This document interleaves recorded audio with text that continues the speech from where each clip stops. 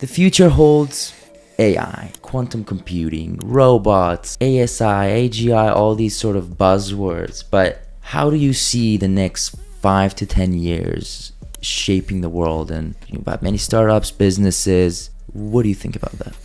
That's actually a really good question. And I don't remember which was it, MIT Sloan or Harvard Business Review. There was an article that I was reading 2 years ago, something like that.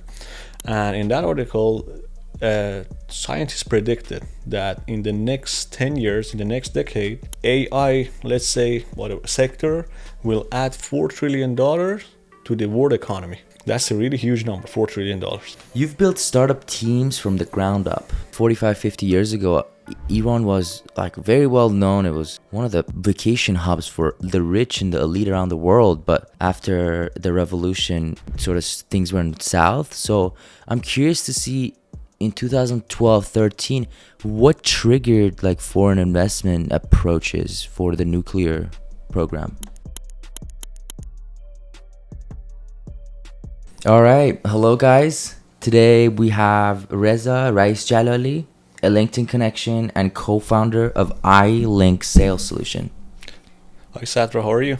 Good. How are you? I'm good. Excited to be here in this beautiful rainy day in Vancouver. Yeah. Classic Vancouver. Exactly. Not just a normal day in Vancouver.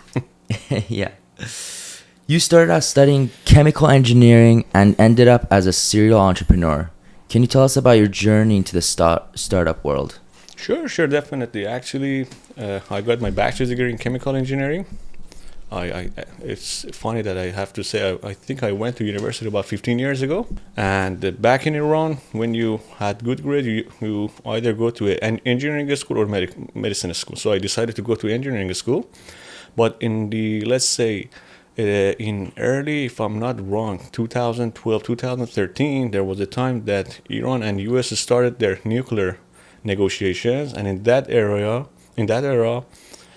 there were some hopes that things are going to get better. And so many Iranian entrepreneurs started coming back from US, Europe, back to Iran. And they started hosting different events, startup events in universities. I was studying in Shiraz University. So I attended some of those events and I started to see, I think that's the place I should be. I'm not going to be a good engineer, but I'm loving the startup world, the environment, let's say the energy that is involved in the startup world. So I decided to change my path when I was a bachelor's student. That was the starting point for me. So how come you chose chemical engineering? Back then, when we wanted to do our entrance exam, I wasn't a person that wanted to study that much.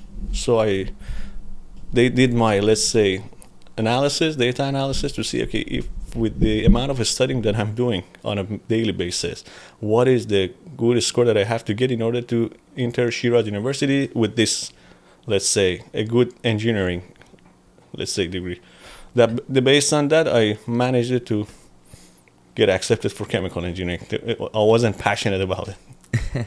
Sort of did like calculations and Exactly. yeah, I got in there just barely. Exactly. And you actually touched on this era, 2012, 2013. Can you tell us like how was life then? Like what was this negotiations about, and what did these startups really try to achieve in there? Back then, because everything was getting actually open, and there were some hopes about foreign investment will happen in Iran, and the startups start to actually have some really big maneuvers. And back in the day, me and a couple of my friends, we were engaged in some, let's say, projects that were happening between Shiraz University and Shiraz University of Medical Sciences. And that was the reason we started our startup in the digital health solutions. Because of the network and the relationship we had with the dean of both universities, and also we were involved in visiting different hospitals in Shiraz, and we were started to doing some needs analysis to see, okay, what are the things that are missing, what are the gaps, and how we can fill those gaps up. And out of that, we called it needs assessment project. So we would go to different hospitals with surgeons, having interview with nurses, all those things.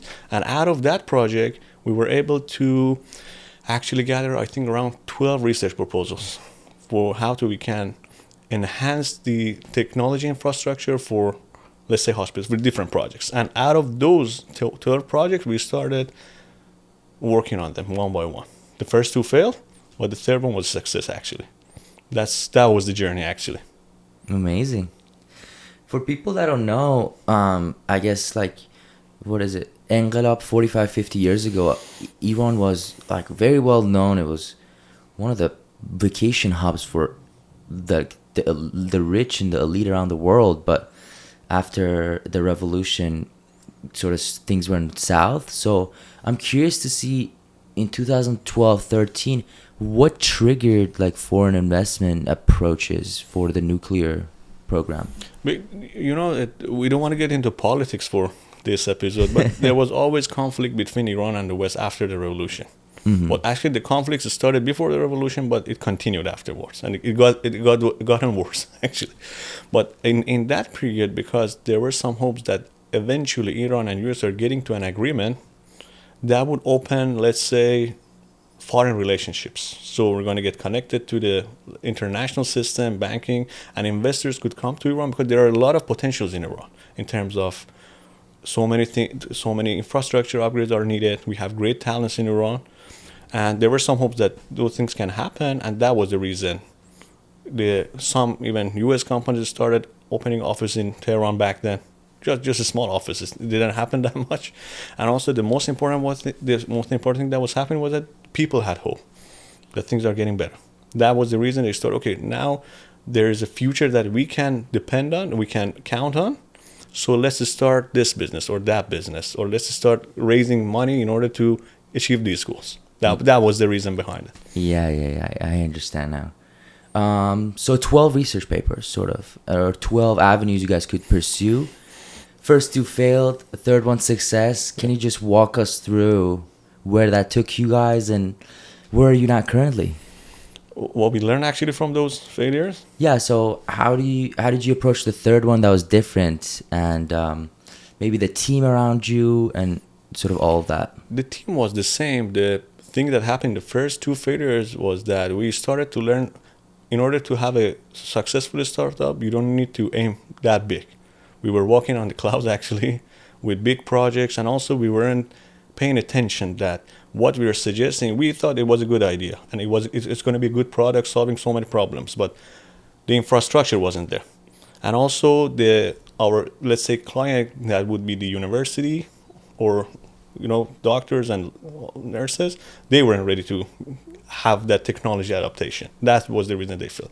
And what we learned is that let's start small, start from somewhere that actually clients would pay some money for it. And that's the reason I started to learn the first $1,000 is the most important thing in order to find a way for your startup.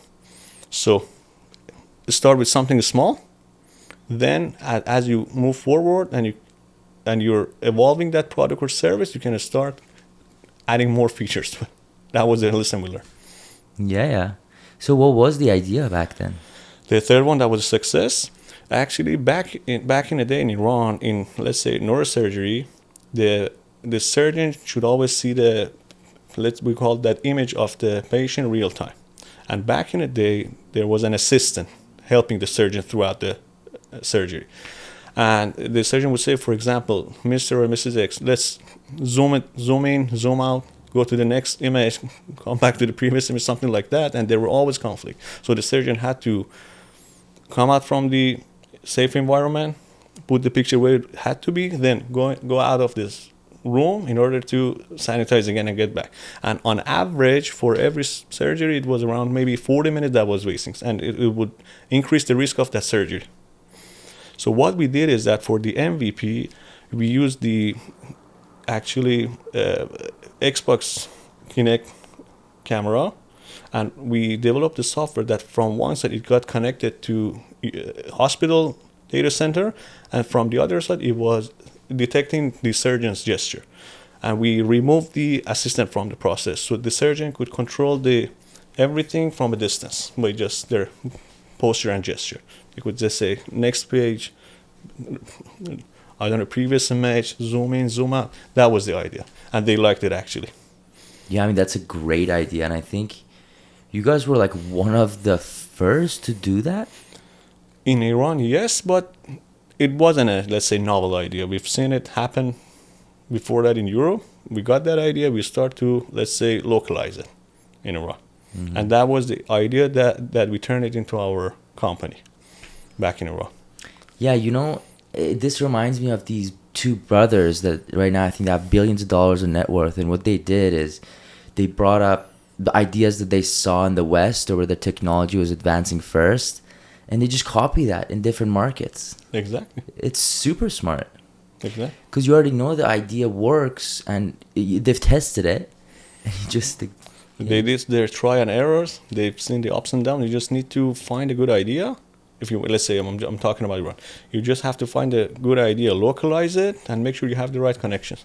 You can build a business. Exactly. It's not easy, but you can build a business. The question that I have, sort of just lingering on this for a bit, where do you see, like, what ideas do you see right now that are just like that? For example, in North America, you see these big conglomerates coming up, but you don't see that in, for example, Iran per se, because we are more familiar, or other countries. In the health sector specifically, or health sector, or anywhere else you've seen personally? Actually, in the health sector, because after I sold my share back in Iran, I came to Canada. I wasn't involved in the health sector anymore. I'm not updated in that area. No idea, but maybe I'll answer it later down the road. Nothing comes to my mind. Yeah, no, that's a hard question, to be fair. Exactly. Yeah. But yeah, health sector is massive. Exactly. And so if we can go down the timeline, how did that MVP turn out to a real product, and what's the storyline there to the potential of the exit of your shares? Exactly. So after we tested that device it's called Namazi Hospital, one of the biggest hospitals in Iran. It's in Shiraz. We tested that and it was a successful test. We decided to incorporate it. We did that. Then we had some presentation in Fars Science and Technology part. We got approved and we entered Fars and Science Technology in order to get access to the network and those funds that we were aiming for. And at the same time, we started to expand our network to Tehran, going to Ministry of Health, having conversation with different stakeholders that we could actually sell the product to. But the main challenge was that we could not sell it hospital to hospital. It was a really hard sell. We had to sell it to the Ministry of Health so they would buy it and distribute it across Iran. And you know what a mess it can be dealing with government side. Even in Canada, it's a hard process. Yeah. But what we wanted to do is that at the same time we were doing that, we started to do, because of the network we built throughout the years, we started having different projects with hospitals, university, some business owner. We got connected in Shiraz and Tehran. We started to generate money from unrelated projects to the main product that we had. And we started generating good amount of money, based on our age and the experience we had. It was good. We were actually expanding a business, but it got to a time that it was around 2018. First, it was Donald Trump's first round of presidency, and he started to impose different, sanctions again on Iran. Everything got worsened, and we decided to see we cannot scale it anymore. And it was in 2018 that I started to think about immigrating. It was never part of my plan. I never wanted to immigrate, but I felt that I have to go somewhere else and try a different environment. So through that process, I decided to sell my share to my other partners. I exited from that business and started doing my, let's say, immigration related stuff. And I got admitted for MBA degree in Vancouver, and in 2019 I came here. And that was the story of that business back in Iran. Yeah. Kissed it goodbye. Yeah, just say goodbye. If you had to say, maybe staying in Iran, and if Donald Trump didn't do those sanctions, do you think life would be potentially better? It's like a parallel universe. You haven't lived both per se, but how would you think life would have been then? It's a really hard question to answer because you never know. We can have some theories about it, but I believe if maybe the negotiation would continue, I think would have gotten better. I would definitely immigrate again, but maybe not in 2019, maybe in 2021 or 2022. There's a because I believe I love what happened after I immigrated to Canada. Not only on the economic side or the business successes we had here, but it gave me another perspective of how the other nations think about work, how they see things around them, how they analyze them, which is something that I really appreciate. Because when you're, for example, living in a country for a long time, your mindset is maybe not that diverse. So I definitely believe that if everything was good in Iran, after a while I would decide to immigrate in order to expand my knowledge, expand my skills. Yeah, that makes total sense. So would you like promote the idea of immigration to anyone at a young age to really just learn about the world and other cultures and how they think per se? It depends because the situation has changed. I'm talking to Iranian people actually. The currency exchange rate, everything is different from when I decided to immigrate. But if they have the opportunity, I would definitely say give it a try. If you have the opportunity and you see if you can come here, explore, learn so many things, and there is a way that you can maybe, if you don't like it, you can go back and continue your journey back in Iran. Definitely give it a try. But it's like they have to do their own SWOT analysis, see if it makes sense for them or not, because it's a case by case scenario. Immigration, I believe, is not immigrating is not for everyone. It worked well for me, but it always comes with a price. You have to do so many sacrifices. Yeah, it's hard. Exactly. Especially as age passes as well. Exactly. But going back to the timeline, the story, you came here. And so can you walk us through what sequences of events happened with you having your business now? And let's talk about the business first, then we'll go to everything else. Sure. I came here in February 2019, and my courses started at April. So at the same time I was attending university, I started to do networking with different people. I used LinkedIn a lot, and also asking for some people that I knew in Vancouver to, if you can connect me to this person or that person. And throughout this, let's say, coffee chats that is really familiar here, I got connected to different people, and through that process, I got connected to a data scientist. At that time, he was working on a product. It was an enterprise sales app. When we were trying to build, he was trying to build something like a Google News for revenue teams. And I joined him and I said, I want to learn so many things from you. You've been here for, let's say, so long. You've done businesses, you've done consulting for other companies. I want to learn from you. So I joined him, and in order to get to that, let's say, the first projects or get that POC happen, I started to book meetings with different VPs of sales and marketing and all those people. Through that process, I went to the meetings and I started to learn so many things, how I should have conversation with Canadian people or American people, different cultures, different things. And my English was pretty good before coming to Canada, but my actually professional English, business language wasn't that good. I started to learn so many things throughout those sessions. But what the challenge that we have was that every meeting that I went to, those people said, your product is complex, we don't want it. It doesn't make sense for us. It was in one of the meetings that I had with a VP of sales in US.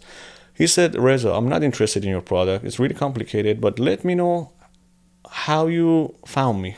I usually don't go to this, let's say, cold outreach invites, but your approach, I like your approach. How did you do it? How did you find me? And I started to explain this is how we actually gather the data, analyze it, process it, then did this, and then use this sort of automation and connection. I connected to you. And that person said, if you turn this into a service or product, that's the thing they're going to buy from you. That's the thing that sales team need, not what you're offering at the moment. And from that point, that was just like an aha moment for us. We started to pivot and start building let's say, a productized service out of that conversation. And we were able to close our first client, then second one. Then COVID happened, and COVID helped us a lot, actually, in order to expand our business. It was maybe right product at the right time, and everyone just trying to move everything toward digital world and make it online. And Luckily, we were there. We were able to expand our business. That's how it happened, actually, through try and error, and never giving up. Yeah, consistency is so important per se. Exactly. The question that I have, and up until the point that you can explain, how does the process architecture work for that outreach that he was so curious about and you productize per se? Sure. Actually, we work in the B2B space, business to business space, and we help them with two main value propositions. We're going to reduce their sales cycle and also build more capacity for their sales team. But how it happens? So when a company becomes our client, what we do is that we always ask them for a couple of sample data, 10 to 20 website URLs, or they give us access to their CRM. We see that data, we extract the demographic data related to it, and also concepts and keywords they're using on their website and social media. Based on that, let's say we build their TAM model, total addressable market model. We have that. Afterwards, we have access to different data sources. Some of them are public, some of them are private. We have some data partners, and we say, let's have a look at this. Let's say 10 samples, give me 100 similar companies just like this one. That what happens is that what we use actually is called a methodology called account-based sales or account-based marketing. We're not going to go after tens of thousands of people. We're going to go after hundreds, but the right people. That's the first step. We find the right companies. And at the same time, when we are having some interviews with our clients, we say, okay, who do you need to connect with in order to make the sales happen? And based on their industry, size, and product, it's different. Some of them need to get connected to the CEO directly or VP of sales, VP of product, whatever. And in the right companies, what we do, we find the right people. Who are the decision makers and who are the influencers? That's the first thing that happens. So we have the good data. At the same time, we analyze their digital sales and marketing infrastructure. What do they have? Do they have a good CRM in place? Do they have their automation tools, let's say LinkedIn, email, paid ad, whatever? And based on the strategy we develop for them, based on their product nature, their, let's say, ICP, ideal customer profile, we find the channels and we start building their digital sales and infrastructure, digital sales and marketing infrastructure. And we use third-party tools that are out there, HubSpot, Salesforce, all those things. So we build their infrastructure, and now we have good data. And on the top of the infrastructure and the data we have, we start running omni-channel campaigns in order to connect the executives in our client companies to their potential buyers. And no one sees us. We're just an invisible layer. Because we're doing automation, data processing at scale, it saves them time.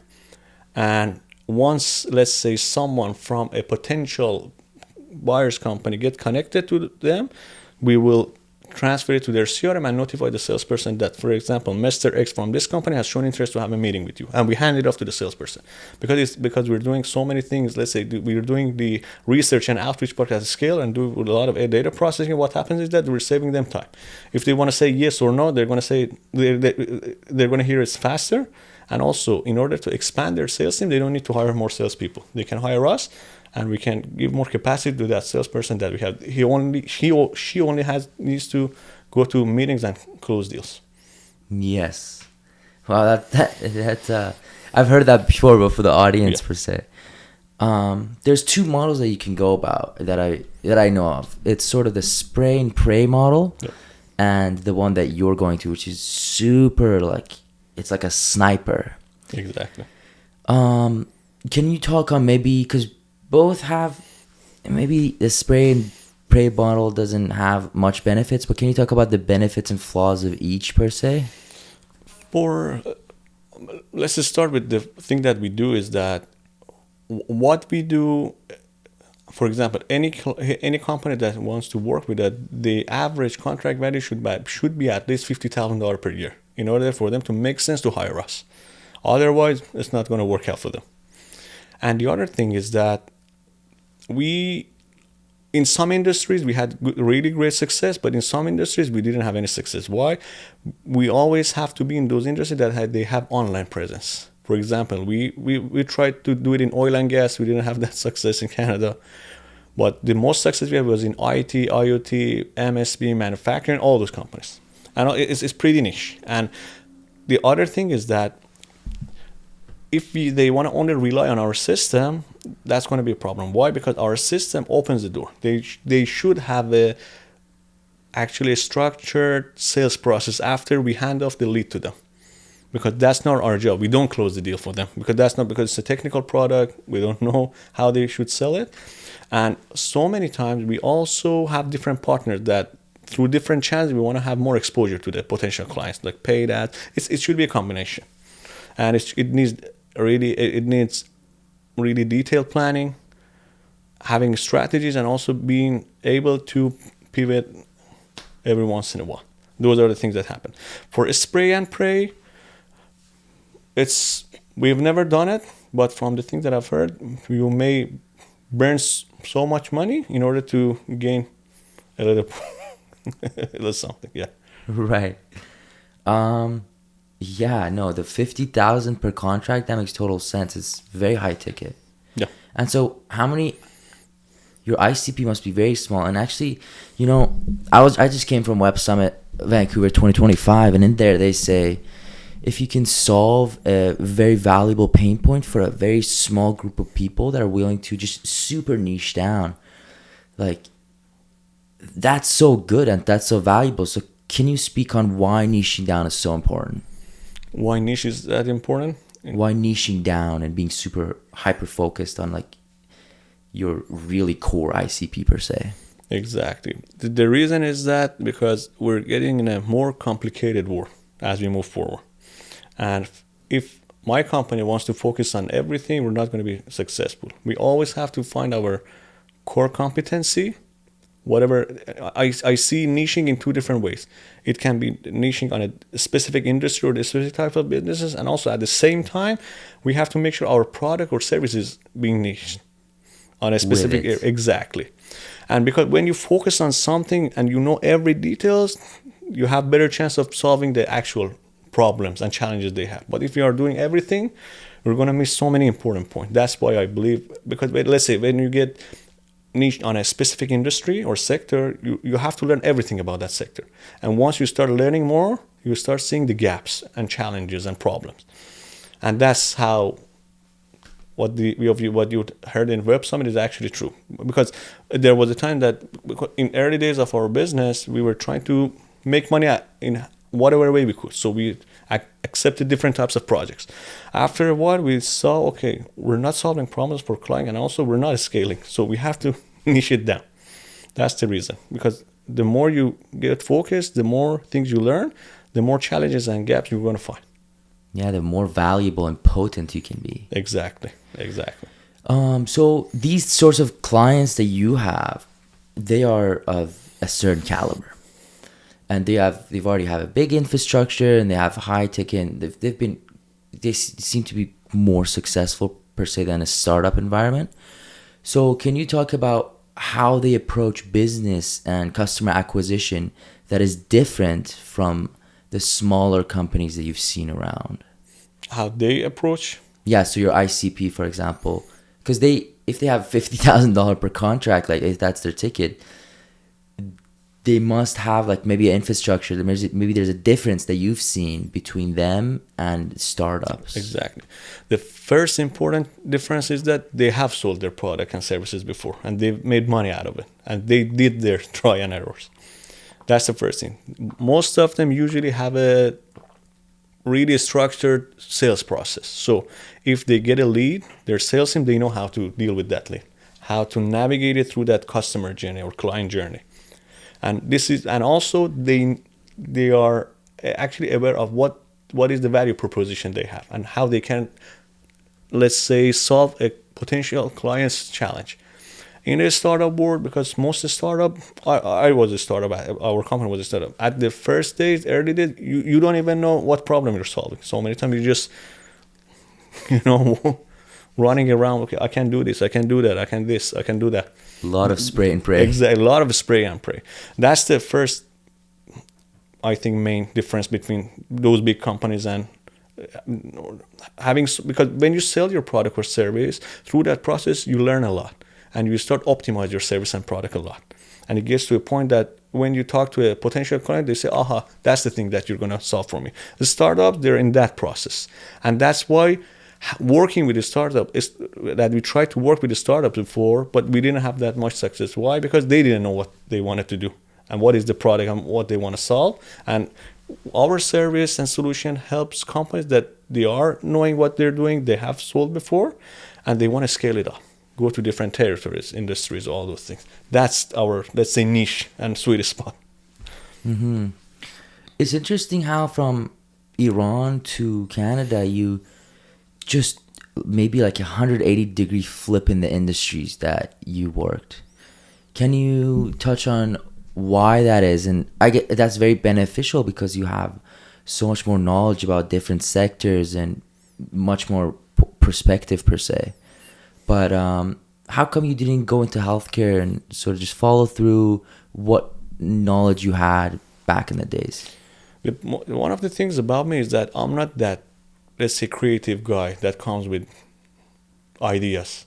I'm a person that when he's attached to an idea, he can build a system on top of it. So that's why I can be industry agnostic. Back in the day in Iran, because we were in that good network and that the idea was in the health sector, I decided to work on it. When I came here, my business partner, he had the idea, and I said, okay, it's a new industry, exciting, I'm going to learn so many things, let's work on that. That's the reason. And most of the time what happens for me, why I tried different industries, Sadra, is that it was due to my network. Because I always done a lot of networking, connecting with so many people, and it's for me it was always through my network that opportunities came to me.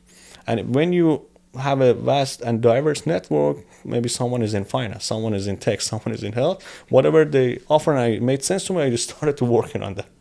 It just happened on the go, I didn't actually plan for it, but I just did it on the go.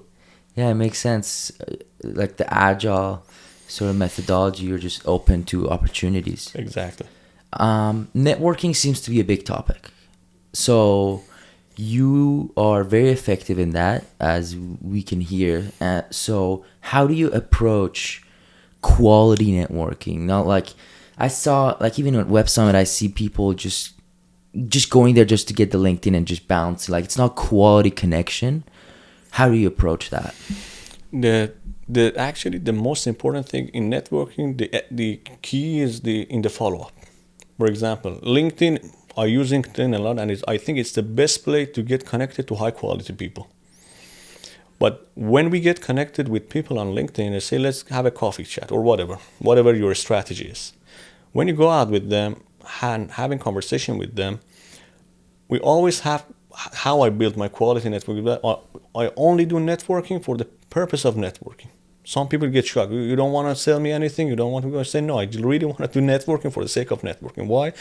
Because it's in that personal connection that you build with people, and after that, the opportunities come if they happen. Why is that? Because at the end of the day, we want to have conversation or work with people we like, and we see, let's say, are going to add value to us. And it's not going to happen through one meeting or through a text in LinkedIn or email. You have to invest the time in order to build relationship with different people. And that's how I always try to do my best in order to build my quality network. That's it. The key is in the follow. Just follow up with people. Not let's say spamming people, call them every day. But if you have a good conversation with a person that you see some synergy, try to be in touch with them every once in a while. Go for coffee, dinner, I don't know. And as you move forward, the synergies will arise. And out of nowhere, there is a mutual project that you can work together on. That's how I'm really always open-minded. I don't have a specific agenda when I go to a coffee meeting with people and try to network with people. And I think that was my maybe key to success. Yeah, being so successful in networking. Just for the sake of network. And some people get shocked. That's it. Yeah. It's actually, the answers to some of the key questions is very simple. It's just incorporating that. Exactly. Right now, you are actually in parallel to your business, which you and your wife are doing that, and maybe it's a bit more hands off for you currently. You're in the insurance, sort of selling insurances as well. What I'm going with this is all of us sell ourselves and just like, our identity or products or whatever it is every single day. How do you go about selling effectively? Because I think selling is a big part of any business owner, startup owner, like if you want to be in business, you have to be good at sales to a certain degree. So is there any infrastructure you follow, or how did you learn that from maybe day one? You know, not everyone is born like a good salesman. So do you have any stories about that? The how we do that. Actually, some people are careful about using the word sales, but I think sales is one of the most important parts in any organization. 100%. If the sale doesn't happen, how do you want to pay your, let's say, software engineer? There should be some money coming into your organization. But the type of sales that I've always tried to implement in my businesses is not transactional sales, it's value-driven sales. And that happens only, I believe, through education. You have to give your potential client all the information, whatever you're offering. Is it, for example, is it going to be a high-tech B2B sales service, or it's going to be investment, insurance, whatever it is that. You have to let them know with all the details, all the pros and cons, because there is no product that is always has positive, let's say, features. There's definitely something that may not work in that product for that specific person. And if you answer their questions in a really honest and truthful way, you can build that trust through that process. It's going to be maybe a long-term process. Some people let's say they trust you after a month or two. Some people may take 1 year or 2 years. That happened for me before.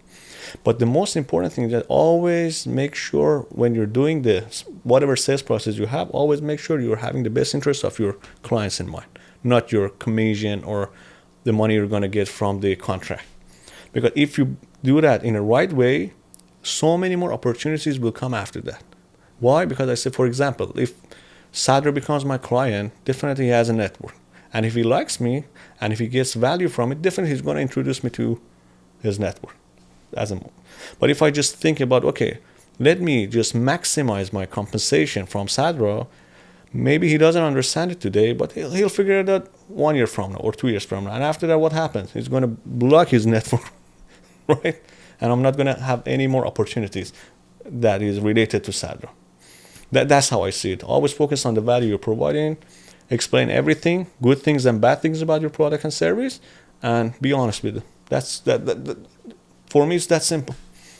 Wow, that was beautiful. I'm really happy you shine lights on just being a good member of society, because I think in society we strive on just interacting with one another like every single day. And if we are going about these values that you mentioned, just being a valued member, being honest, like this is all the good things that everyone should abide by, but you see maybe some don't, and it's short-minded, like they're looking too short in the future of just maximizing profit, whatever percentage more, but in the long term, just that is not going to serve you, as you said. Exactly. That's it. So going back to the timeline of your sort of businesses and everything, you're in that B2B sales. So where is that currently? And how's your shift to the new sector, if you want to explain that as well? The finance sector? Yeah. Again, it happened through networking. So it was by the end of 2020, I got graduated from my MBA, let's say, study. And it was a time that the startup we built in Canada started to generate money. And me and my wife, we passed our survival mode. There was some money that we were saving every month. And I always had the investment mindset. Even back in Iran, I did investments in different sectors, but the Canadian financial system is a whole different story compared to Iran financial system. And I was actually trying to do my research, but the more I researched, I got confused. Why? Because my main focus was on something else. And let's say after your work and dealing with, let's say, clients, all those things that every day happens in a startup, let's say after 10 o'clock, you want to start reading about financial topics, how, let's say, efficient you can be there. But in that process, my business partner introduced me to one of his friends that they knew each other from the time they were studying in UBC. He was a data science as well, but he changed his career towards financial consultancy. So I sat with that person and I became his client by the end of 2020. I became his client, and as my relationship started to grow with this person, I started to learn more about the financial industry in Canada. how does it work, what are the pros and cons and everything. And I just decided, and I started to like it. Flash forward to 2022, it was a time that everything in the startup that we had was systematized. So many of my tasks were delegated. We had employees and also good outsourcing partners, and most of the day I had nothing to do. Actually, it was good. In 2020, we always joke about it. Me and my wife, we say it was our retirement year. And after, what happened is that I started to have some spare time, and I said, okay, I have to do something. I'm just getting bored. And after having a conversation with my advisor, his name is Payam, I had a conversation. I decided to get my licenses, actually, my government-related licenses for investment, insurance, and all those things, just in order to manage my own assets, just fulfill my time. That's it. Once I did that, after a while, some of my friends became my clients. And then they were so kind that they started sending me referrals, and I said, okay, step by step, it's getting serious. And if people are trusting me with their money, I have to see it as a career. It's not going to be a hobby anymore. And that's how the transition happened. And the good thing is that my wife was managing the other business. I was really relieved that it's everything is happening everything is handling pretty well, everything is in place, and I had that spare time to start focus on a new, let's say, area. And just to give you the why it happened, just through network that another opportunity was introduced to me, and I liked it. I went for it. That's it. Oh my God, this world really comes back. Your network is your net worth. Actually, that's it. It's so valuable and so powerful. But I want to linger on this. You said that you guys had good partners in the business and maybe contractors or whatever it is. How do you approach finding those good partners and those good contractors? Is there, how do you build that relationship? Because many startups and businesses, they want to have contractors, they want to have partners, but maybe they don't know how to find a good one and what they should look for. So anything you have to say about that? Again, through networking, but what happened is that there was a time that I was going to different networking, specific networking events for startups or for a specific sector, or it was a tech networking event, something like that. I went to a couple of those networking events, and through that we found two of our partners, the paid channel partner and also those AI data pipeline partner. I found them in a networking event, and after that we sat down together, we discussed, we had a couple of mutual projects that resulted in that had good results, so we decided to continue working with each other. And also there are really good platforms like freelance.com or Upwork. We actually leverage that a lot as well. So many try and errors in those platforms, but when you get to a good partner, that's done. You've done your job.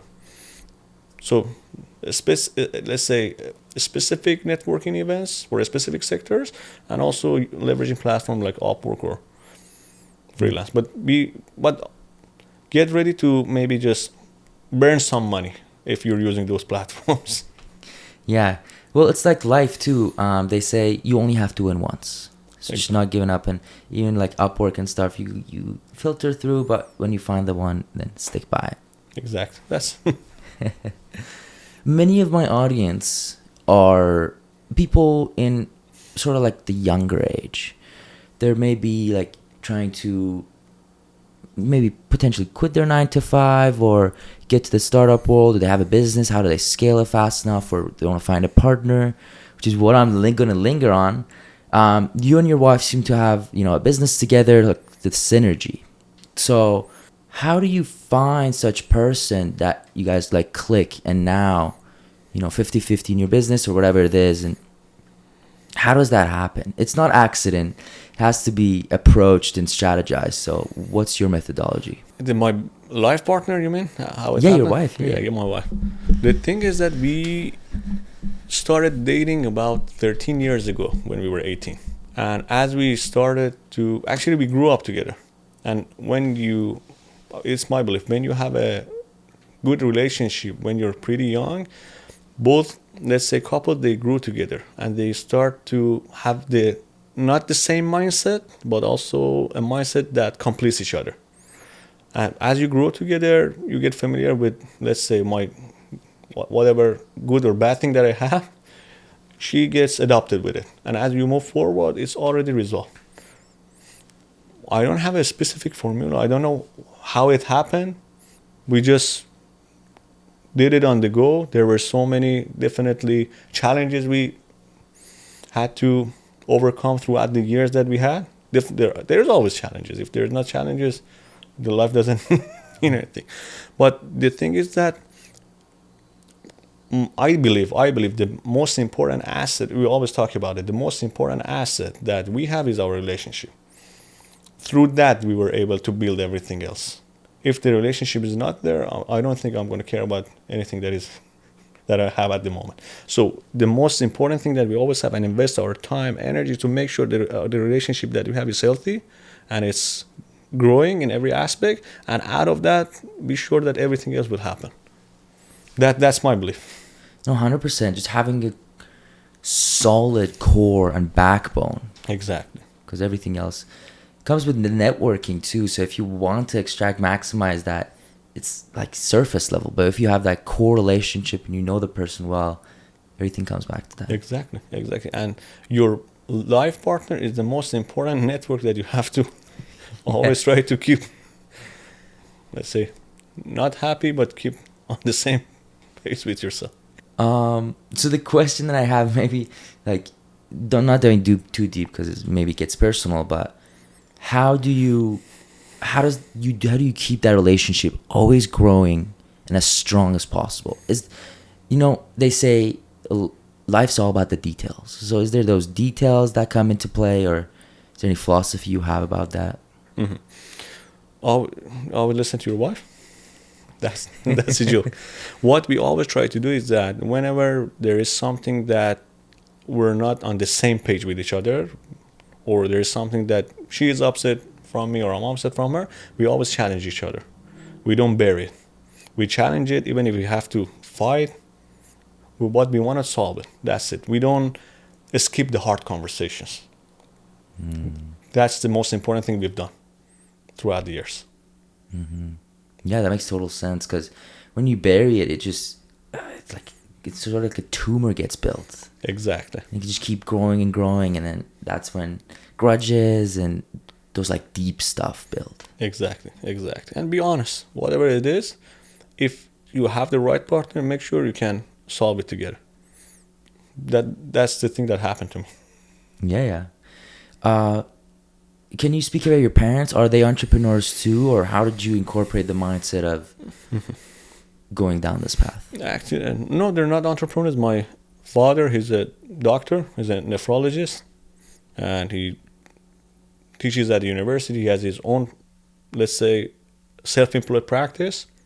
What I've learned from him so much is that his mindset. He's always really calm, chill, and he always says you do your best and make sure the rest will happen if you've done the right things.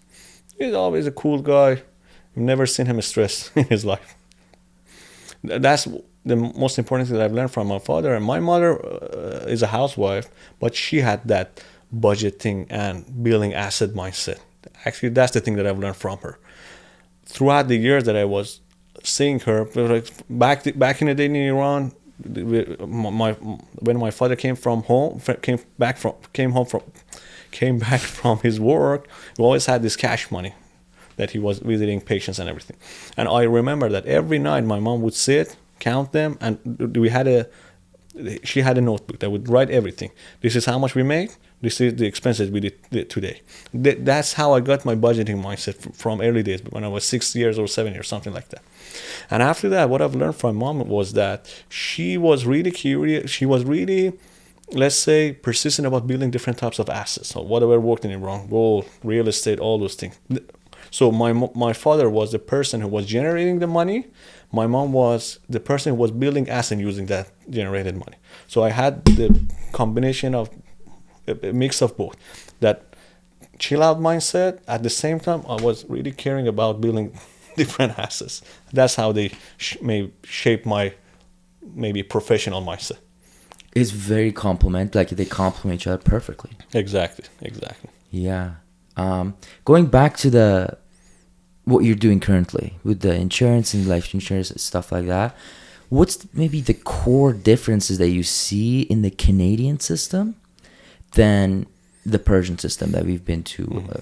I could ask about other countries, but we don't know that well. So these two. Sure. Just a quick intro that what I do is not only insurance, it's wealth management. And it has 4 major pillars. It's save, budget, and debt management, investment, tax efficiency on the investment you're doing, and also insurance. So different concepts in 2 different countries. But so many things has changed in Iran since I came here, and I didn't visit Iran in the last 7 years. So whatever, let's say, comparison I'm doing is for current Canada and also Iran 7 years ago. So if I'm saying anything is wrong, just make my part. But one of the things, let's start from the first part, budgeting and saving. Persians usually have that mindset due to uncertain situation we always had. Inflation, sanctions, everything. That's the mindset when we come to Canada, we usually have that mindset. And also debt management. What I've heard is that debt is the most popular product in North America. We don't have this type of debt back in Iran. We don't have credit card. We don't have these types of, let's say, 80% mortgage, 80% car loan. We don't have that in Iran. So the first component is totally different. Investment options that you have in Canada are so much diverse. You have access to, let's say, international markets. Whatever you want to do, you can do it. In Iran, options are more limited. Even Iran's stock exchange market is really limited, and it can be manipulated easily because it's in a really closed environment. When we get to the tax part, we have a really structured financial system in Canada. Everything is calculated. You have to make sure your taxes are due on the right time. Back in the day, Iran tax wasn't a big concern. I'm hearing that the Iran tax system is getting closer to Canada and US through the things that's happening, but back then, no one worried about taxes actually. And in terms of insurance, in Canada, I think the most powerful financial institutions are insurance companies. They have a lot of money, and they have the really good backbone actually. In Iran, it was totally different. They weren't that strong back then compared to Canada, and the types of, especially on the leveraging side that you can do with life insurance, because in Canada you have access to international market. There are so many options. What the insurance company offers here are so much diverse, and you can count on it. In Iran, they were using some other things stuff, but again, 7 years ago, it wasn't that. It didn't have the structure we have here. Many pillars. Yeah, but in Iran, mostly people's money goes towards real estate, gold, U.S. currency. Here, you have so many other options. That's my belief. Yeah. Just diving into those, the Iranian market super closed, and that comes with maybe more corruption per se, but in here everything's calculated. Which one, like, can you say maybe the benefits and the flaws of each, in your opinion? Definitely both of them have their pros and cons. Let's say in Canada you have access to international market. For example, wherever you go in the world, you have your, let's say, Visa or MasterCard. You can do any transaction as you want. But the thing is that for immigrants, definitely, it's harder for us because it's not our culture. It's not our first language. So there are some challenges. Back in Iran, it is your home country. You know the culture. You know the people. You have a natural network coming from your parents or whatever, your aunt and uncle, whatever is that. But the difficulty back then when I was doing that was that, let's say, that closed environment or having to work with specific people on specific projects, you couldn't do it alone. Those were the challenges back then when we were trying to build our startup. But I don't want to get into politics today. Yeah. You know what I think? I think the insurance businesses, like hundreds of years old, are very, like, have a core backbone, as you said.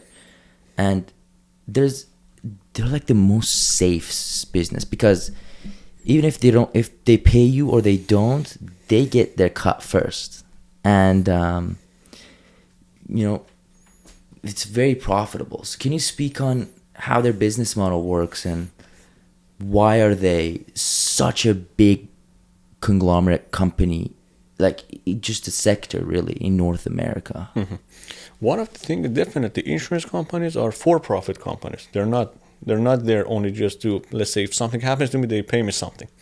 And it's a good thing that they're a for-profit company because they have to make sure they're growing their business. They have the money in order to pay out the claims. That's the good thing about it. Why it happened actually is that it goes to maybe there was a history behind it. It started maybe about 200, 300 years ago on the early days. And as the economic system that we are experiencing today was shaping out, those things happen. And because it roots back in 200 years ago, 300 years ago, the early things, again, just like any other startup, they started to do try and errors. They evolved their products. Now, whatever product they're offering is that it's already done its test. There's a market for it. There's a need for it. And also, how the financial system is designed in North America requires these types of products. Just like something, as you know, if something happens to me and I cannot work for 2 years or 3 years, the cost of living is so high. So definitely I'm going to need an insurance, something like called critical illness. That would definitely help me throughout the process if I'm having a challenge.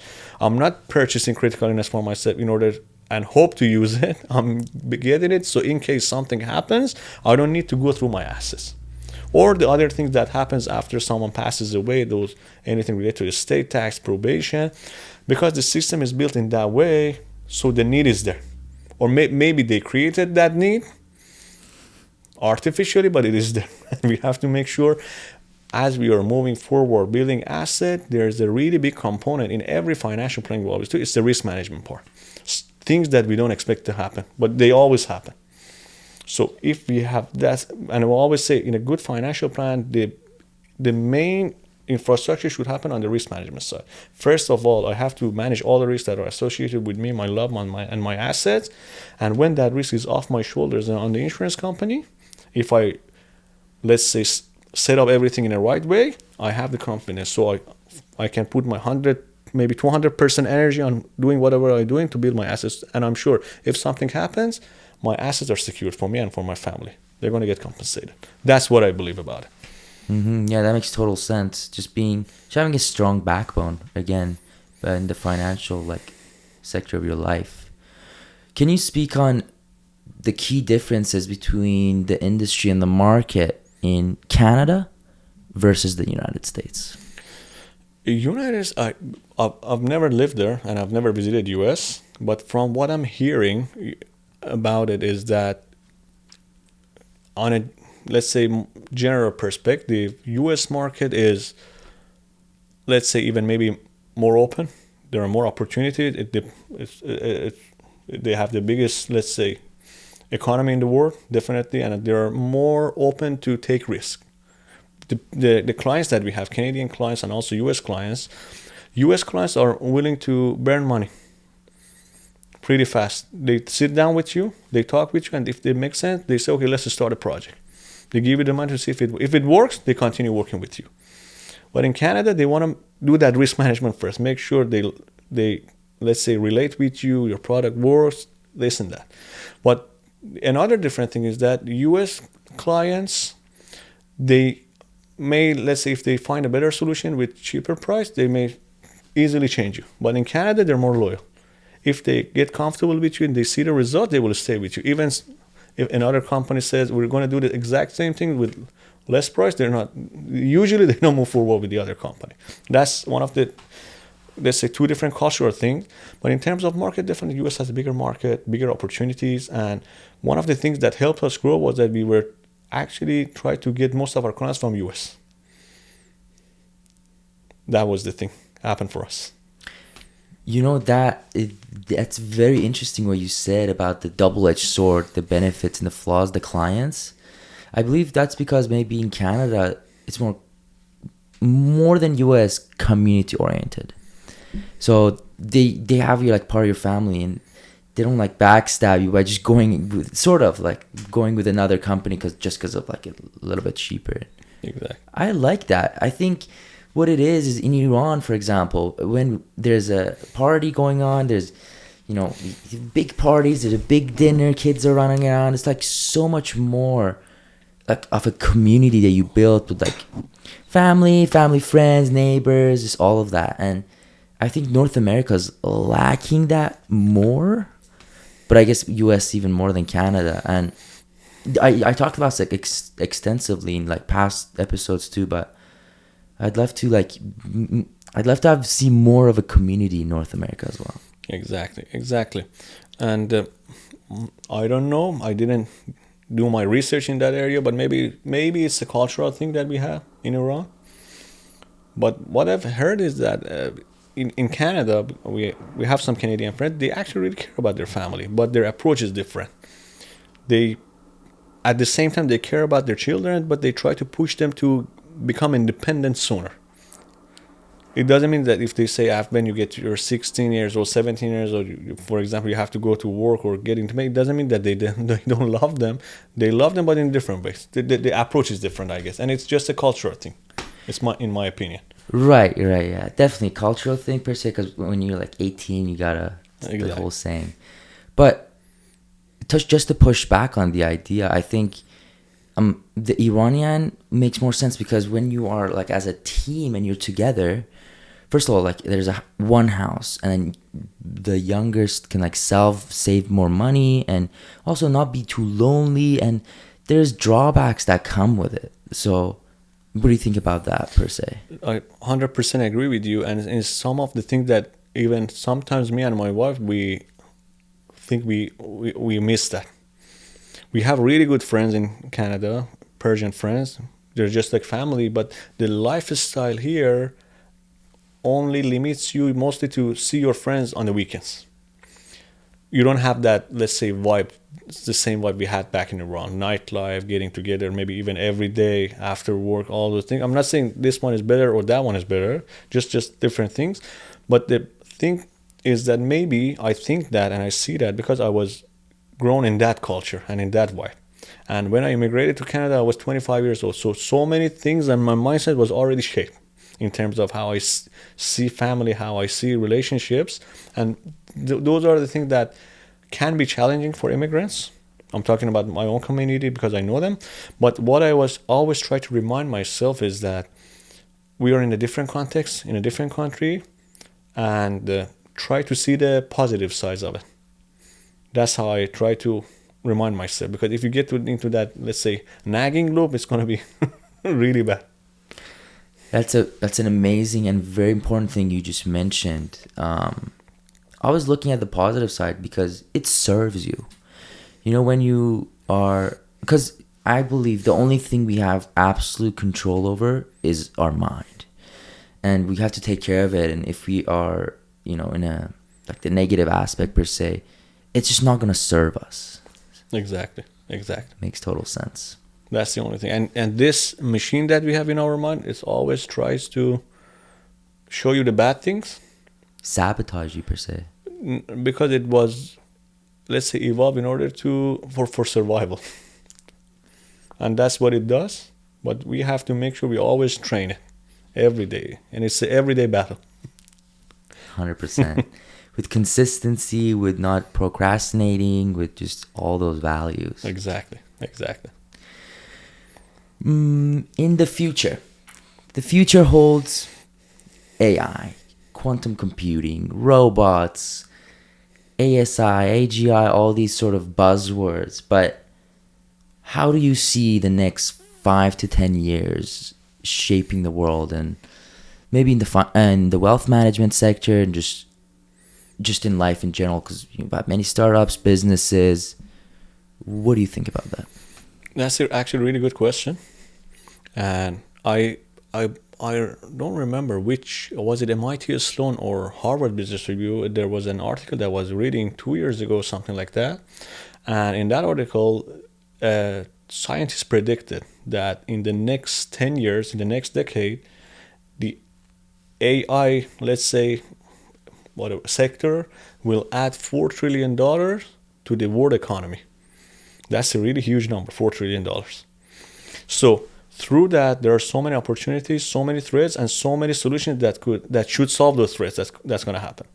And that's my belief that the next generation of unicorns they're gonna be built on top of the AI infrastructure. Just like the thing that happened in the early 20s, that was internet, and companies like Amazon, Microsoft came out of it. The next generation of billion-dollar companies were going to be built on top of this infrastructure. Either there are going to be some startups that are going to evolve and maybe beat Amazon or, I don't know, Microsoft, or these big companies going to build a crypto corporatocracy. They're going to buy everything that comes out in the market. So there are just maybe 4 or 5 major players in the world, and they have access to it.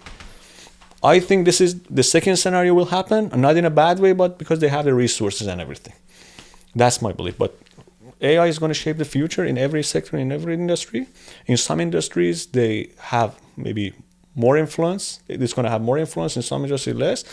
Specifically for the finance sector and wealth management, definitely it's going to change it. But I think at the end of the day, that personal connection, that human-to-human conversation still remains the key. Because at the end of the day, I have to trust a person in order to, let's say, give my money to, in order to invest it for me or do whatever. AI will gonna, for example, for myself, it's gonna help me a lot through the education part, through the networking part. But at the end of the day, I have to sit down with the client and have that, let's say, face-to-face conversation with them. Mm-hmm. That's what you think. You mentioned sort of there's 2 case scenarios. One, there's sort of monopolized sector, or 2, there's like a free market and there's many conglomerates. I have sort of maybe strong views that the monopoly, like, because we know basically 99.5% of the things that we eat on an everyday basis comes from 11 companies, for example. And then also, yeah, we have like FANG, like only a handful of companies that are basically really ruling the web and the internet world. Can you touch on the flaws and the benefits, or like the positives and the negatives of only a few selected companies really controlling a full market? Let me add something to it. I think the future of the war, that's my belief, is that it's not going to be about governments anymore. So let's say 10 years from now, if we're talking about US, we have to talk about US companies. If we're talking about China, we're talking about Chinese companies. And I think, as you can see, even when Donald Trump got elected, have you seen who was standing there? All those, let's say, big tech founders or corporate owners.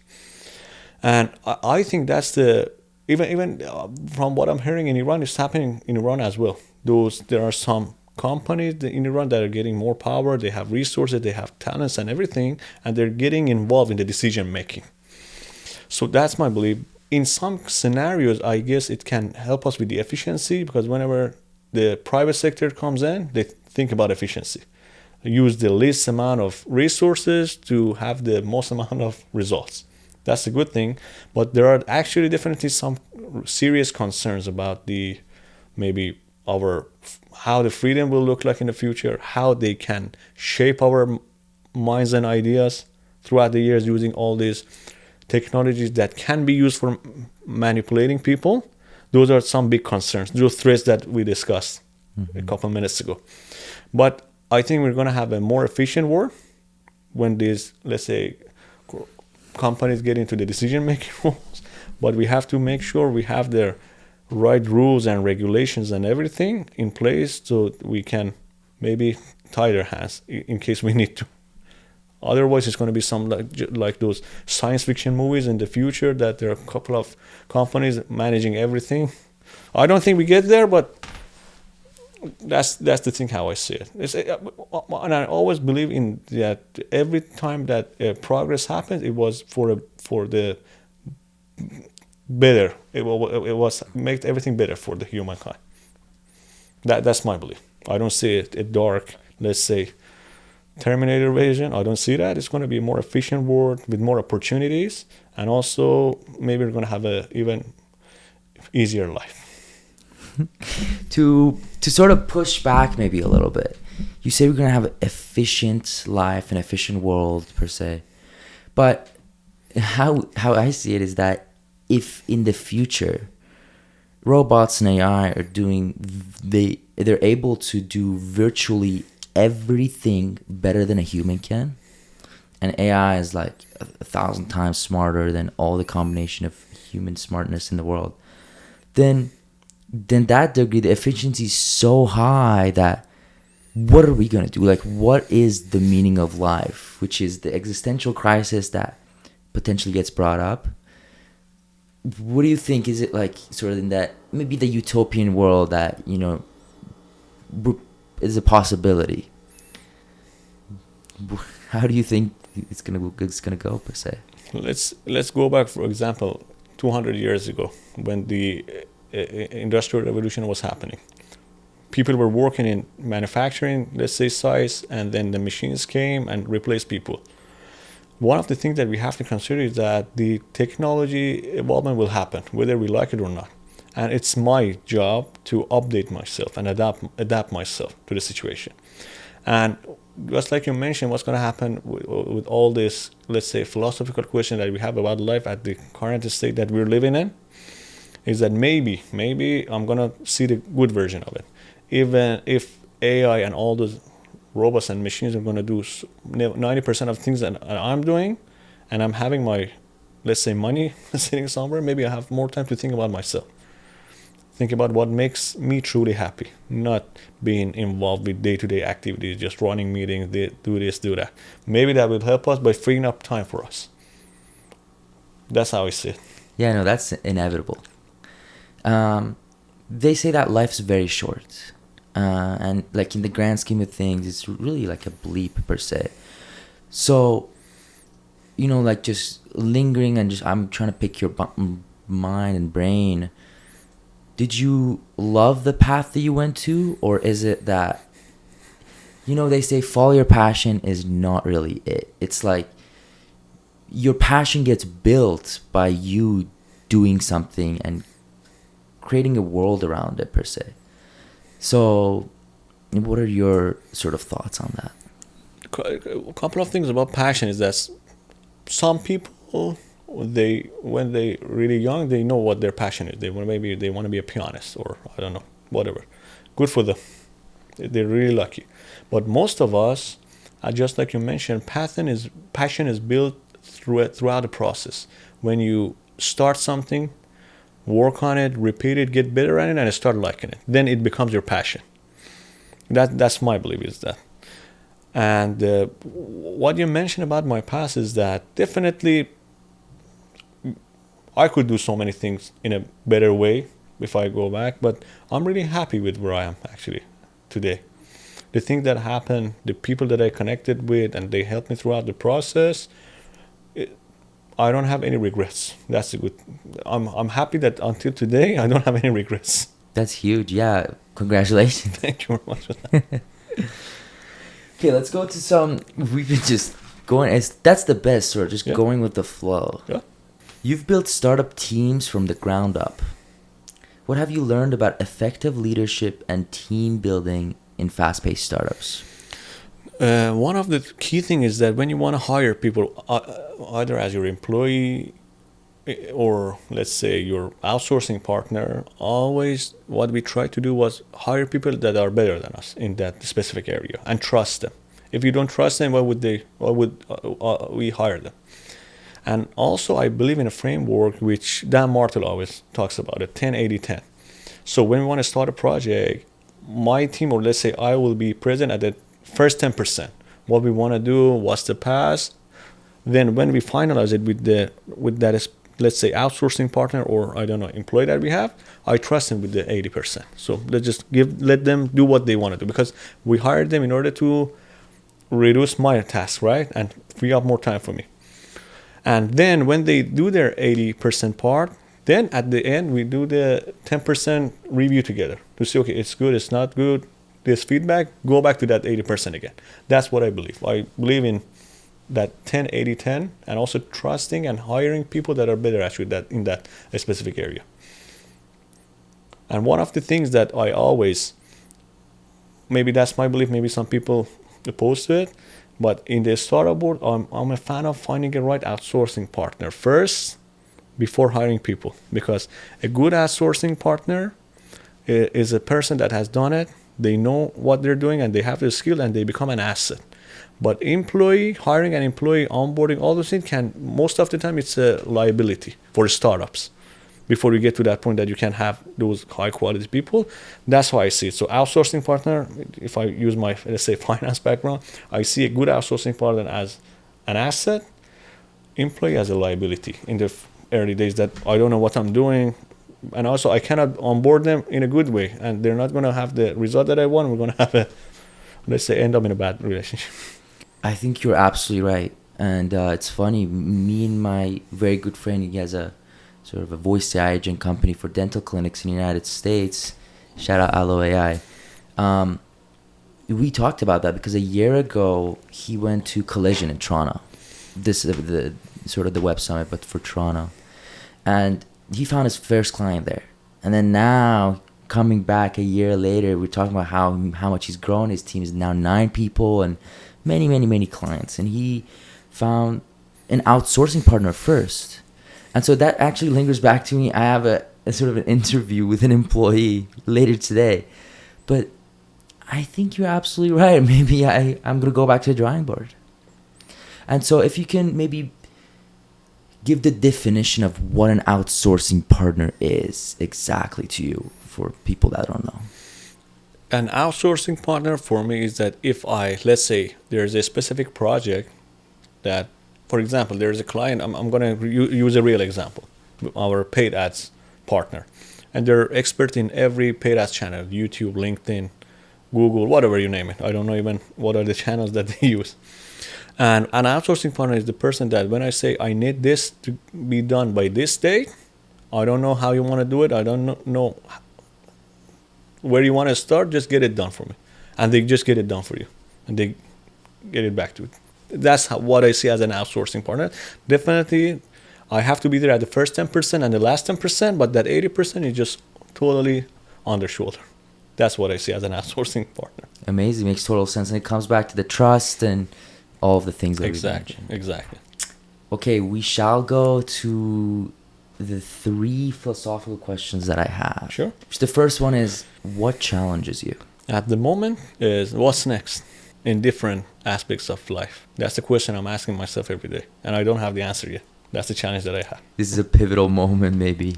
Exactly. Not only on the business side, I'm pretty happy, but on the life, let's say other aspects of life, family, I don't know, all those other things. What's next? That's my main challenge.